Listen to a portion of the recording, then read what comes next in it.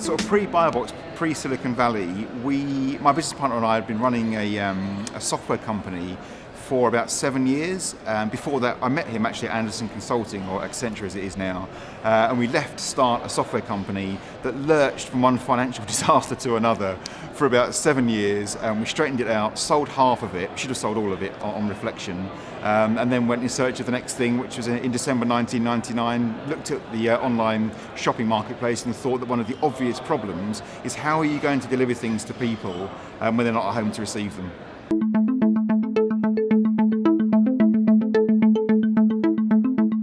The short answer is we tend to look in the unusual places. So we try to steer away from traditional recruitment. Some common themes in our business would be that we wouldn't look to recruit experts for a particular role. We'd rather get people that are fresh into that space to come and run that area of the business. So particularly with acquisitions, if we've bought companies, we don't try to bring in an expert from that sector to run it. We'd rather have a rebellious gene, a pirate mentality, to actually take that kind of business into a different sort of place. And you don't tend to find those people in the traditional places. One other principle is that we will always recruit somebody if we find and we think that they will fit the culture. That is the single most important thing. If they'll fit the culture, we will recruit them anyway, and we'll then try to find something for them to do, and we know that as the business continues to grow, there'll be a home for them.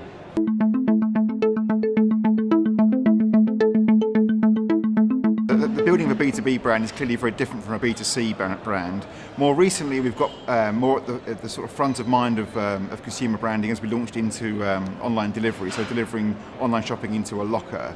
How we've actually used social media across the business. A recent example is, as we've expanded our locker network for delivery and collection of online shopping, we crowdsourced where to install some of the lockers. So we have lockers today in about 600 places on train stations and supermarkets and petrol stations and universities and so on. And for the last tranche of installs, we crowdsourced, we just asked the market, where would you like us to install the next batch of 50 lockers? And based on the response, we prioritised the installations accordingly.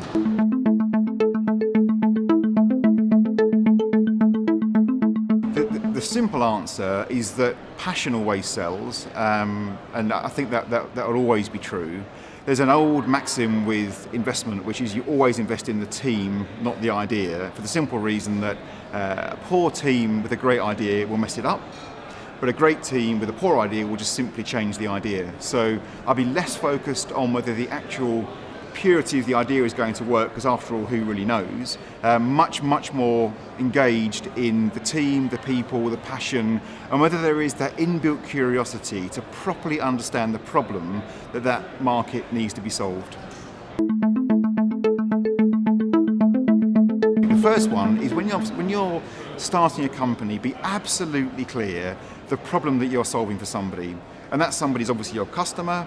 The size of the problem you solve for them will dictate your price. And it might sound obvious, but we made such a mess of that for probably the first 18 months of ByBox, where we couldn't work out whether our customer was the online retailer, the site host where we put the locker, a petrol station or whatever, or the consumer. And we pinged around that triangle for literally 18 months. So it might sound simple, but often it's not as simple to understand what problem are you solving for who and what will they pay you for that. In terms of other things that I've learned, I've continued to be amazed the importance of reputation and relationships. So time and again, the importance of a relationship and the integrity of that with your customer has absolute hardcore commercial consequences. So never, ever, ever do anything that you think will put your reputation in jeopardy, because the chances of recovering from that with that particular customer are almost zero.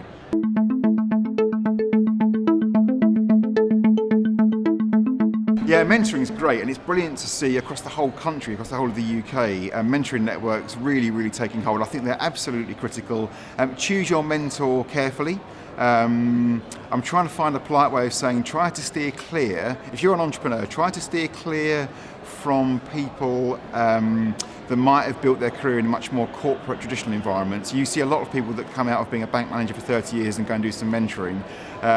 Typically, entrepreneurs are very rebellious by nature, and they tend to only respect like-minded people. So if you are an entrepreneur and you're looking for a mentor, if I were you, I'd try to engage with somebody who you get on with, sees the world the same way, and has been through the same pain that you're about to go through.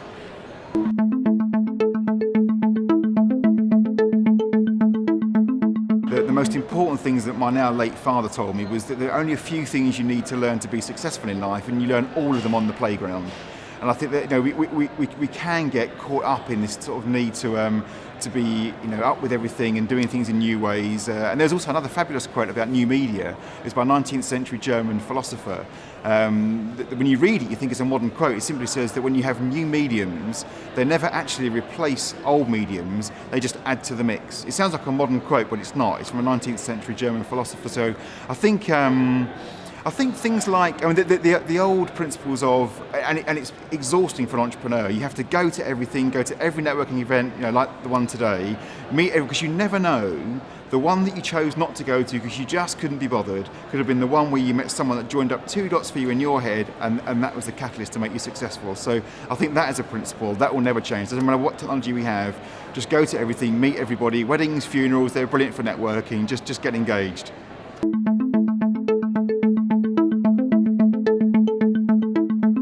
Oh God, impossible. I think the thing, I've got three youngish kids. The problem with it's not just specifically being an entrepreneur. I'm sure senior politicians, people that we all work so hard these days, and I think whatever you're doing, you feel guilty. You feel guilty because you're not working enough, or you're not with your kids enough, or you're not doing something else enough. So I think, being honest with you, I gave up on trying to get a work-life balance a very long time ago.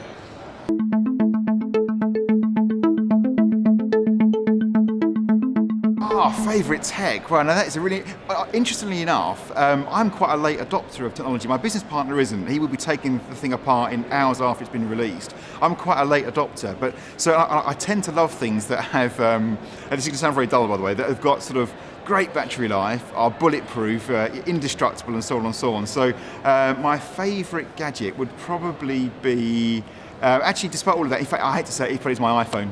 Dull answer, but it is true. I do love it.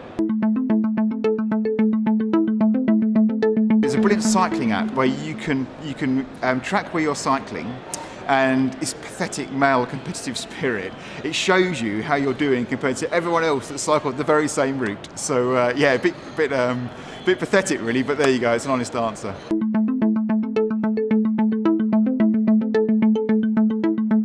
Oh crikey, my briefcase, what a brilliant question. In my briefcase I have a puncture repair kit for my Brompton folding bike, which I absolutely adore.